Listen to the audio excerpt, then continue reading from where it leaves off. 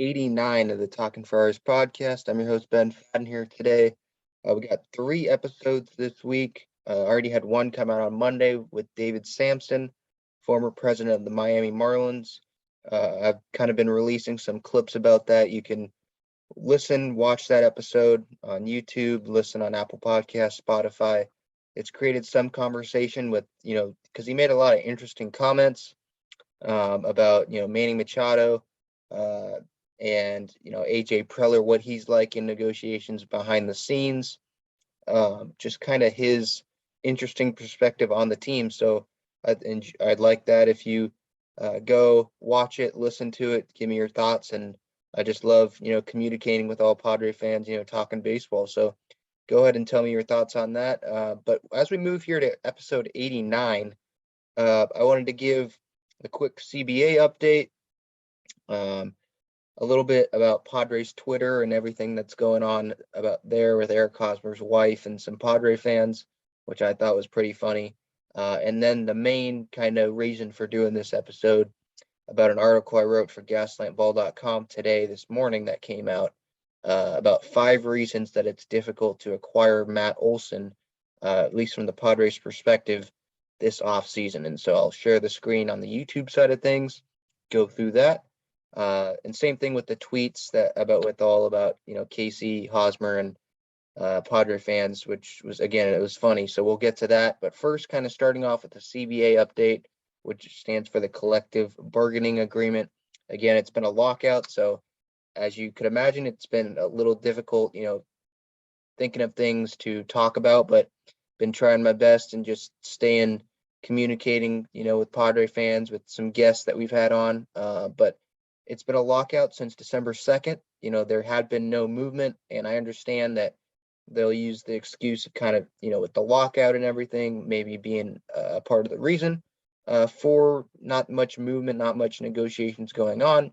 But we've been past the holidays for, a couple weeks now, and there still was no movement, but it looks like that's about to change, as Jeff Passan of ESPN reported yesterday that there will be a meeting tomorrow, virtual, so it's not in person, so there's probably not going to be a whole lot of momentum going there, but things can still get done digitally, as we've seen, but it's going to be probably on Zoom or something, where Major League Baseball is going to meet with the players and present the Players Association with a economic proposal, a core economic proposal, which is what Jeff Passan reported. Evan Drellich of The Athletic, by the way, was the one that kind of reported that it would be online, the meeting. Now, what that means, core economic proposal, so it's going to be about the money, obviously. It's not going to be so much about the rules. Will there be about, implementing a universal DH, the 7-inning double headers, starting extra innings with the runner on second. Not really that stuff, but more about the money, which is the big thing. Obviously, it's not so much about the rules. It's about the money.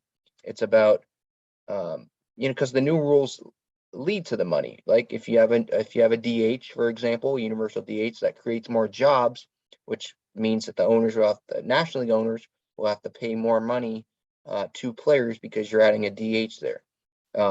So just sort of those things, it all leads to money, as we all know.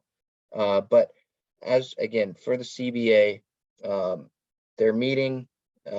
You'd think that they're going to be talking about what the players want, which is shorter time before hitting free agency. Instead of 6 years, it's 5. They want arbitration after, I think, 2 years instead of 3, if I remember correctly. So it'll be more about that stuff than the rules, from what I am reading on Twitter and believing, from different writers and people in the know. So that's the CBA update. Hopefully there's be more updates on Thursday, tomorrow, about that. And we'll just see where that goes. Now, moving to a little bit more of a funny topic.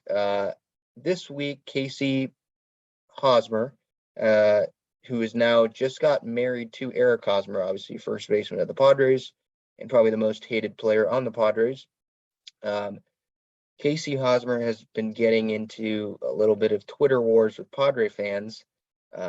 She obviously had a lot of time on her hands, and this week if you go look at her replies, her tweets and replies on her Twitter profile, there's a lot of replies about the wedding, and it seemed like she looked up because she's been getting, her and Eric have been getting a lot of flack for the wedding and everything that went on, and there were no masks, obviously, and just how big the wedding was, and Eric's blue suit, which I kind of made a little bit of fun of. But they've been getting a little bit of heat, to say it nicely, about the wedding. And Padre fans and Padres Twitter is undefeated, as we will see. There are some tweets on here, as I'll share my screen, excuse me, for the YouTube side of things. But there are some clips, or some tweets, I should say, where, you know, it's not really great to say on this podcast. And so you can go look at that yourself. But as for some tweets that I just wanted to show here and talk about for the podcast audience as well, that I thought were funny and it was all right to show. Here's one of them from Justin Newell on Twitter. Again, this was kind of this week. Him saying, didn't see any current teammates at Hosmer's wedding party. And Casey, Hosmer's wife, replied, "Oh my gosh, when did they trade Manny? Question mark, exclamation point." I thought that was funny because Manny was there. He was one of the current teammates that was there. Paddock, Snell, there were current teammates there. But there was a lot of comments about Tatis not being there. And I think Casey replied to someone about New Year's Eve being a nice holiday. We wish he was there. And there's just been a lot of jokes about Tatis not showing up. But yeah, this was funny. Didn't see any current teammates in his wedding party. Casey replies, "Oh my gosh, when did they trade Manny?" I thought that was kind of funny. She having fun with that. Another one, Erica at Midget Bubs on January 11th. I fully believe that Casey Hosmer has a burner account and knows the ins and outs of Padres Twitter. And has it posted on her wall. Casey then responded, "That's funny. That's funny though." So I kind of like that. She's kind of embraced it a little bit and gotten after, and she's still replying to people, but she kind of had a night of replying to fans, and so that was kind of funny. That's funny though. I fully believe that Casey has a burner, and then obviously, like, again, repeating, she responds, "That's funny though." So maybe that's her admitting that she does have one and she's totally in tune, and maybe she was replying to fans, just not on her account. Who knows? And then here's another one I also thought was funny, and she thought was funny as well. At Mocha _ guy says, at Casey McDonald Hosmer, trying to convince everyone that the Hosmer wedding wasn't the worst part of 2021. And it shows the Machado and Tatis confrontation fight thing that happened in St. Louis in the middle of that whole collapse this past year. And then Casey Hosmer responded and said, "LOL, that's actually funny as hell." So she's having fun with it. Padres Twitter, the fans are undefeated. They're never going to lose. I saw some really funny ones that, again, I don't think is probably appropriate to say on the podcast or show. So you can, if you're interested enough and you want a good laugh, you can look at them yourself on Twitter. But I did want to kind of talk about this because it was funny, and for any people that didn't see it, maybe you got a laugh out of these. Again, you can look on Twitter for more of them as well. But so I wanted to get to that. Again, I mentioned the CBA update, but the real reason about this episode is my article kind of that I wrote on Gaslamp Ball this morning. 5 reasons why it might be difficult for the San Diego Padres to acquire Matt Olson this offseason. And let's just get to it. Look, Matt Olson, he's a great player, an all-star caliber first baseman, in my opinion. He's obviously would be way better than Eric Hosmer. But obviously with Eric Hosmer's contract, we know that it's going to be hard to trade Eric Hosmer and therefore get Olson. But that's just the beginning of why it would be difficult to get Olson. A regular fan someone that's not too deep into it or didn't look into the situation as deeply as I did that might be their main reason, right? That the Hosmer contract is just too much of a barrier. People don't want to bring that on for a zero WAR player, and that's why they're not going to be able to acquire a guy like Matt Olson, because then that would have to add more payroll. And in terms of just the roster, having Hosmer on the bench, that's even if you don't trade Hosmer in a deal, which is almost impossible if you're going to acquire a first baseman, that Hosmer isn't going back in a deal. But like I mentioned here, Matt Olson could emerge as a trade option for the Padres, but there are barriers that exist for a deal to take place. And here are the reasons, not just the Hosmer contract. We can start with the Hosmer contract, though. One of them is that I said, why would the Oakland A's want an expensive first baseman if they're in rebuild mode? And that's true. Again, you can read this article on gaslampball.com as well. But why it's a good question, I think, that I asked. Why would the Padres want, or why would the A's, want Hosmer on the team if they're in a rebuild? He can bring the great clubhouse leadership and all that, all the intangibles. But if the A's are going to be in rebuild mode, why would the A's want to bring in someone with a high payroll, someone that would add a lot of money to the payroll, and he isn't even really producing? So while he might help the rebuild by not playing great and not hitting great, not playing great first base, and maybe helping them lose more games than Matt Olson would, obviously. That's a lot of money for a small market team that's already trying to shed payroll. We saw that with letting Melvin go to the Padres, that 7 or 8 million, I think, that he was due. We've seen that they're trying to rebuild. They're listening to offers on Manaea and Olson and Chapman, pretty much everyone. They let Marcus Semien go. They didn't even want to offer him the qualifying offer a couple off seasons ago. Then he goes and almost wins the MVP with the Blue Jays. So that didn't turn out great for them. But so they're obviously trying to shed payroll. Why would they want to give Hosmer? Why would they want to pay Hosmer the $59 million remaining on the deal? Or I know that the Padres would have to eat some, but why would they want to give him even $10 million a year if you're rebuilding? That's just me. I don't think that they'd want to do that. Now, another reason Olson's contract is more affordable than Hosmer's this year. Look, the Hosmer contract right now, I believe he's getting paid $20 million this next year. Olson's only getting paid, I believe it's $12 million. Yeah, $12 million. So that the A's would be saving $8 million if they just comparing Hosmer's contract and Olson's contract. Now, I know that the Padres could eat some of Hosmer's deal to level that out. But I think that the A's would want to go in a cheaper direction if they're in rebuild mode. There's no point in spending a bunch of money on a first baseman if you're in rebuild mode, because if you're not going to keep Matt Olson, then you're really not committed to winning right now. Like, Matt Olson's one of the best first basemen in the American League and even in Major League Baseball. So the Hosmer contract for this year, that might be a barrier, just in terms of contract for contract. That's $8 million more than what Olson is making in 2022 if they get, a full season in. So maybe the A's don't want to add more payroll for a worse player, obviously, when they want to be in rebuild mode anyway. You just don't want to be adding that salary. So that's another reason. And another reason there, I kind of mentioned it about the A's wanting to go with maybe a cheaper first baseman if they are going to trade Olson, because they are in rebuild mode, small market team, they want to save money, is that there are other teams, they have other first basemen, like a Luke Voit with the Yankees, like I mentioned here in this article, that are only being paid, a little more than $5 million instead of $20 million this year. That's a big gap, and $5 million is less than the $8 million that Olson would make. So theoretically, they are saving money if they would trade Olson to the Yankees and get Voit back in return. And Voit's not terrible either.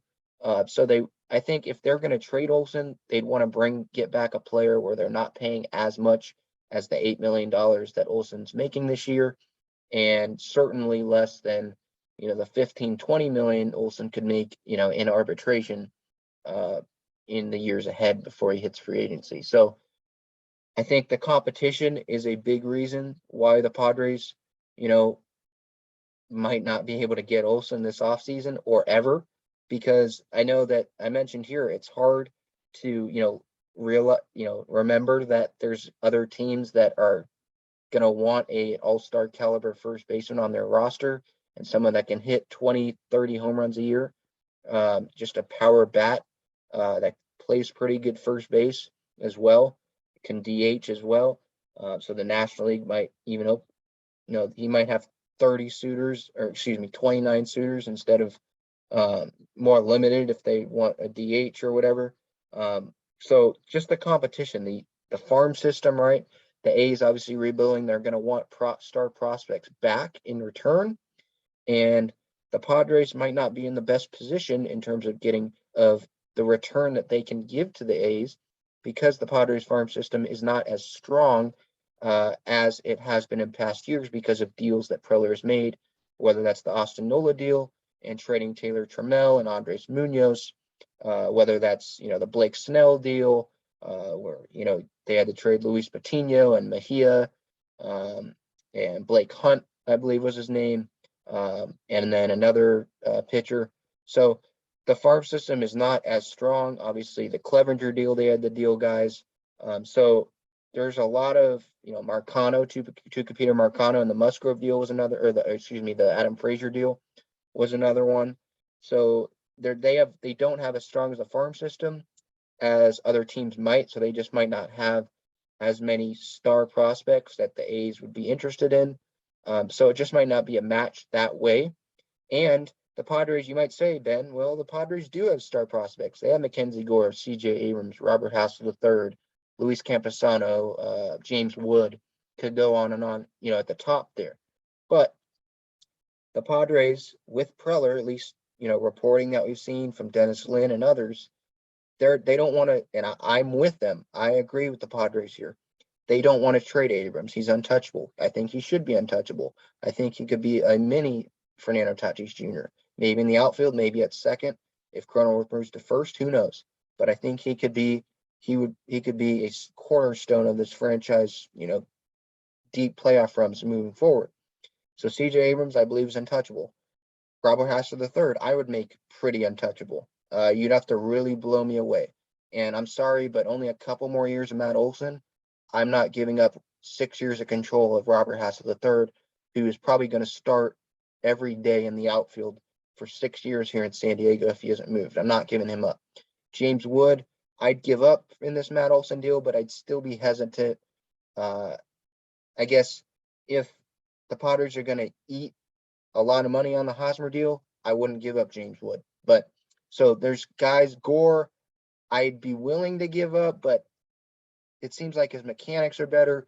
I want to give Ruben Niebla a chance with Gore. So my point is I'd be hesitant to deal Abrams, Gore, or definitely not trading Abrams, definitely not trading Hassel if I were Preller. And I'd be hesitant to trade Gore just based on Niebla coming in. And it seemed like Gore had been pitching better mechanics-wise, and it seems like he's trending upward from when he collapsed, and went all the way back to Peoria last year. So I'd be hesitant to trade from their top tier prospects. And in a Matt Olson deal, look, the A's are going to want, and they're going to want, and I don't blame them, they're going to want to really take advantage of a team and try to get as much star prospects as they want, kind of like how the Dodgers did, or excuse me, the Nats did in that Dodgers Scherzer Turner deal. I know Scherzer and Turner is better than just Matt Olson, but the A's could pair Manaea and Olson, and you have a similar type deal where the A's really want the team's top two of the top three prospects, something like that. And if I were the Padres, I just don't think it's worth it to. Matt Olson is a great player, but it's not a guarantee that he signs for long term, and I just wouldn't. And then, so I'm just hesitant on giving up some prospects that the A's are definitely going to be interested in. And I don't blame the A's for being interested in them. So that's another reason. Again, other teams like the Yankees, they have star prospects that they might be more willing to give up based on their situation. The Yankees want to keep Aaron Judge, and maybe they want to start getting in a World Series if they want to keep him. You want to maximize the prime of Garrett Cole's career and all that. So the Yankees might be. I know the Padres are there. We're definitely in a window of contention, and might be in the same spot as the Yankees. We really want to win a World Series. We have a bunch of star talent that can do it if they stay healthy. So we're in the same spot, but the Yankees obviously bigger market, larger payroll, willing to spend money. It seems like, and I think Brian Cashman might be more willing to give up top tier prospects, like one of their star shortstops, because, depending on what they do later this offseason when the lockout ends, they have Carlos Correa available, Trevor Story's available, still have Andrelton Simmons on a 1-year deal. And so maybe trading one of those two prospects, Volpe or Oswald Peraza, might be intriguing to Cashman, and he might be willing to pull the trigger on that. And that's just one team.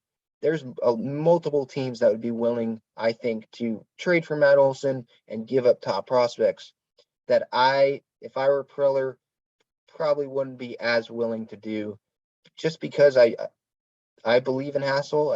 I still want to believe in Gore, and I definitely believe in Abrams. So I think that's another reason.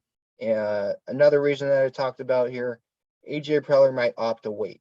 Look, Preller here, I know that he has, this reputation of being aggressive and getting guys. I know that didn't happen at the trade deadline last year, but obviously, like the Rockstar GM whole thing with Matt Kemp, Matt Kemp, that obviously didn't work out well, but he has the reputation of being aggressive and going out and getting guys and making moves that we might not think of. So he might not make this move. That's kind of my point here, that moves that we're expecting, he maybe doesn't really make. So I know I wasn't really expecting Machado to come here. That happened. I wasn't expecting Hosmer to come here until obviously the reports late in the process where the Padres are like the only team interested. But didn't really expect that. Didn't expect Blake Snell and Yu Darvish to be here last offseason. So, I didn't expect Jorge Alfaro this offseason, right? I didn't expect Nick Martinez from overseas. So my point is, he makes moves that we're not expecting, out of the box moves. Wasn't expecting Adam Frazier last year. I know that didn't work out, but he makes moves that we're not, as a fan base, expecting. So he might not even touch this deal, or he just might opt to wait, kind of like I mentioned here. Considering when this lockout ends, we don't know when this lockout ends. It could end well after February 1st, and there's just not a lot of time. Even if it ends, let's say February 1st, which I've said previously, should be the deadline that we should look at and say, hey, all right, things need to start happening here, because there's 2 weeks till spring training starts, and this is going to be a problem if we don't get moving here in terms of starting the season on time. So if this ends, let's say February 1st, that's only like 2 weeks to make a whole roster, get a power hitting outfielder. Kevin Acee said on Extra 1360 with John and Jim that the Padres plan on signing someone like a Nick Castellanos post lockout. We'll see if that happens. I'm more of a Chris Bryant guy. Anyway, that's a total different topic. But Preller might opt to hedge his bets and wait. You could get less. You might not have to give up as much at the trade deadline, right? Because it's a half season less of control that you'd have of Olson, or there's just not enough time, right? 2 weeks, that's just not enough time maybe to get a deal done. Teams, yeah, they might be talking right now, but they're not supposed to be. So assuming that they're not, it might just take a while for conversations and, the heads to agree on a deal, So he might opt to wait. The timing's just not great. So that's another barrier for the Padres to acquire Olson, as well as the other ideas that I've mentioned. The last kind of thing I said is the lockout continuing isn't what Preller wants. And that's kind of what I mentioned here. I mentioned before, excuse me. There just isn't a lot of time I just don't see that there's going to be a whole lot of time for Preller and other teams to construct deals and really think about deals when the lockout is probably going to go into February. And right now, I know that, trust me, I want a better first baseman. Matt Olson would make the Padres better. But I think that a bigger priority right now is getting a power outfield bat like a Castellanos or a Bryant or a Schwarber, um, or a Nelson Cruz if they get a DH. I think just getting more power in the lineup. And you might say, hey, Ben, Matt Olson is power. And I understand that. But they can still slide, worst case scenario, they can still slide Jake Cronenworth over to first, have Hassan Kim or Profar at second. I know it's not a lot of power there, but still be okay in the infield there. But what they really need is in the outfield. There's still options in the infield. That's my point with Kim and Cronenworth at second and first, respectively, or Profar in there as well. That's my point. Obviously, third and short. There's options with Manning Tatis, third and short. That there's options in the infield. My point is in the outfield, there just isn't. Right now on the depth chart, it's Myers and Wright, who could still get traded, but I prefer him stay just one more year. He could get traded, but there's Myers and right, Grisham in center, and then right now it's Profar in left. That's the depth chart. You could say Jorge Alfaro, but I'm sorry. Jorge Alfaro should not be the starting left fielder on opening day. Neither should Jurickson Profar. That's just not where he plays best, and you need power in the outfield. There's just not much options in the outfield right now, while there's more options in the infield. They need to go after an outfielder. That should be the higher priority right now for Preller. And so that is pretty much why there's some barriers, at least for me, for the Padres to try to acquire Matt Olson. Other teams are going to be interested that might be more willing to part with top prospects. The Padres should have higher priorities than first base, just to be quite honest right now. There might not be a whole lot of time to make a move, post lockout. So there are varying things. There are numerous reasons why it's going to be difficult for the Padres to acquire Matt Olson this offseason. Let me know your thoughts in the comments section on Gaslamp Ball or YouTube or Instagram, Twitter, wherever. Love, the conversation with Padre fans. Let me know your thoughts. It's not just the Hosmer contract that's a barrier. That's only the start. So again, let me know. This has been episode 89 of the Talking Friars podcast. Again, Ben Fadden here. We will have Tyson Ross coming on the show this week as well, former Padre opening day starter, former Padre starting pitcher. He will come on, and that episode should come out Friday. So excited to ask him some questions there. But again, CBA update, players in Major League Baseball meeting Thursday. We'll see what comes out of that. And Padres Twitter is undefeated. So Ben Fadden here signing off. Until next time, let's go Padres. Thank you so much for listening and watching. Have a good one.